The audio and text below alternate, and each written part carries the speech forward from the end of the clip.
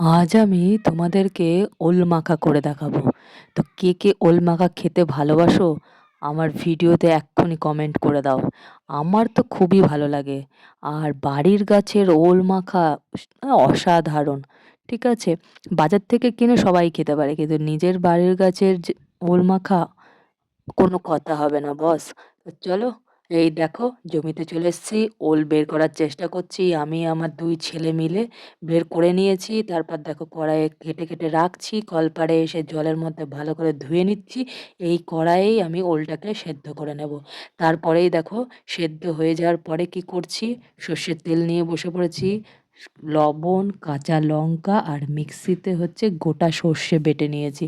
এই সবকটাকে একসাথে বেটে নেওয়ার পরেই দেখো কি, দেখো লঙ্কাগুলো লবণের মধ্যে চটকে নিচ্ছি, তাহলে বেশি ভালো হয় চটকানোটা।